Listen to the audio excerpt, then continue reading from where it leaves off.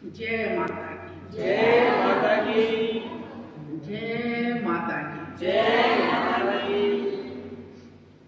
देखिए, हम एक नगरी में साहूकार रहता था और वो साहूकार चंदन का व्यापार करते थे।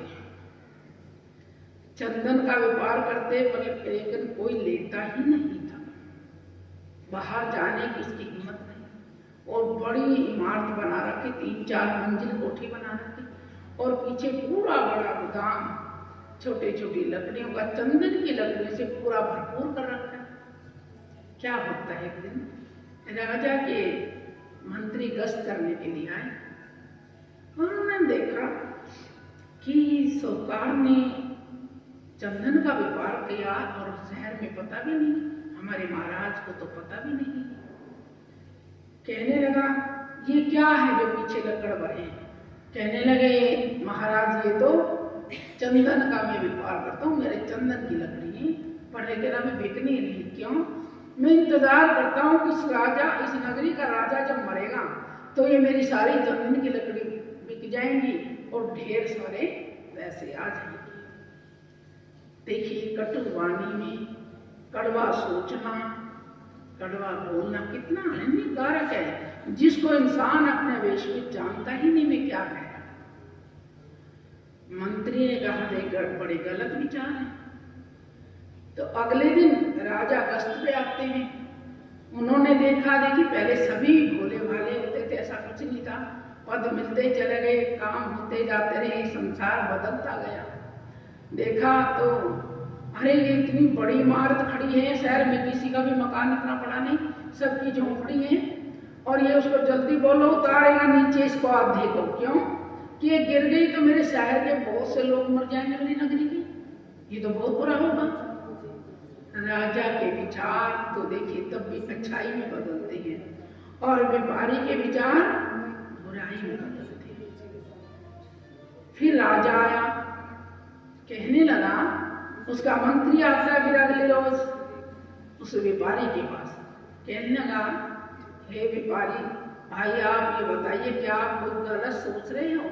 ये राजा के लिए आपने क्यों सोचा ऐसा कि राजा मरेगा तो मेरा बिजनेस चलेगा? ये पूरी नगरी भूखी मर जाएगी। राजा सबको सवेरे दान दक्षिणा देकर जब वे भोजन करते हैं, पूरी नगरी को पूछते हैं कोई भूखा तो नहीं मेरी नगरी में, और तुम राजा के लिए रोज लकड़ियां इकट्ठी कर रही हो। क्यों? तो वो इमारत गिरेगी तो उसने जोर पड़ा, कहने लगा, भाई मैं हाथ जोड़ूं आपके पैर पकड़ूं, मेरी इमारत ना गिरने दे। राजा को आप ही समझा सकते हैं कि फिर बुरा सोच मत, तू भी राजा के लिए अच्छा सोच, तेरी इमारत बच जाएगी। और ये तो सबको देख लिया, कोई बड़ी चीज गिरती है नीचे को जो लोग निकलते तो मेरे तो बहुत लोग मर जाएंगे। और नगरी से प्रेम करते हैं, हर इंसान से प्रेम करते हैं। ये राजा हमारे ऐसे हैं धार्मिक, और हमारे राजा बहुत अच्छे विचारों के हैं, दान धर्म करने वाले हैं, तो उसके लिए ऐसा सोच लिया। कहने लगा, नहीं मैं नहीं सोचूंगा ऐसा, मैंने कहूँगा मेरे राजा की लंबी उम्र दे और मेरा माल बिके या ना बिके पड़ा रहने दो, मैं सच्चे मन से कह रहा। तो उधर से राजा ने रात को सपना आता है। देखिए माँ की कैसी लीला है, उपकार कैसे होता है। कहने के बिल्कुल सच्चे मन से कहता हूँ, फिर मेरी इमारत को गिरने मत दे, बचाना है तुम्हें। मंत्री ने कहा, हाँ बच जाएगी, हम कल जाएंगे और महाराज से कहेंगे। जब रात हो जाती है, मंत्री राजा से कोई बात करने नहीं मिला। अभी कल सभा लगेगी तभी राजा से कहूंगा कि उनकी इमारत मत गिरना।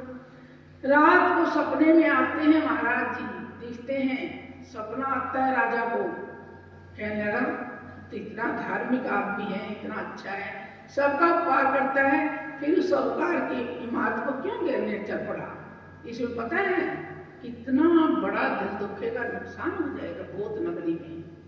राजा एकदम चौंक के उठता है और इसी चिंता में फंस के सुबह सभा बुलाता है जल्दी से, और अपने आचार्यों को, मंत्री गणों को, सबको बुलाता है, ब्राह्मण देवताओं को सबको बुलाता है कि ब्राह्मणों से विचार किया कि मैंने ऐसे ऐसे सपना देखा।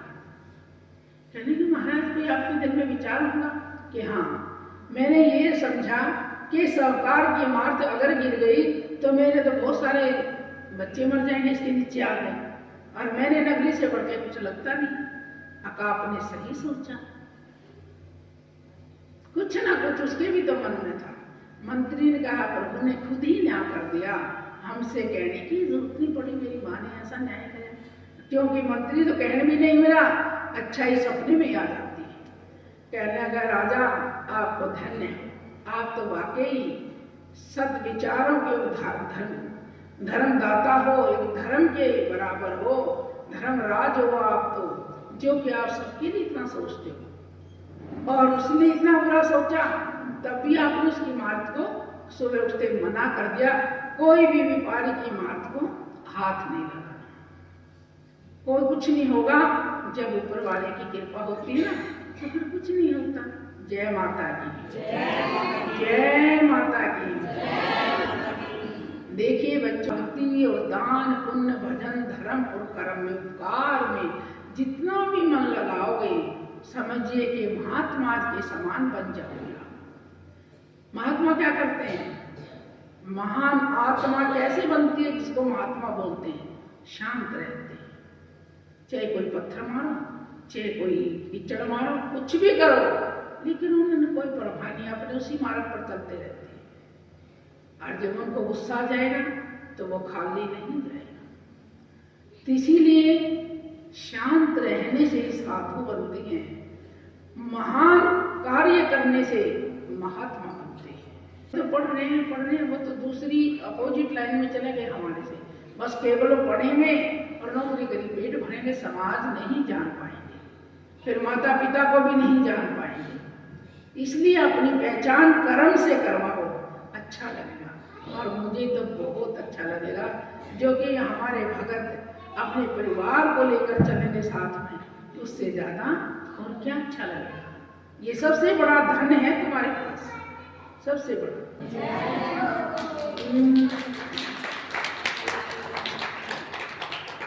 नारायणे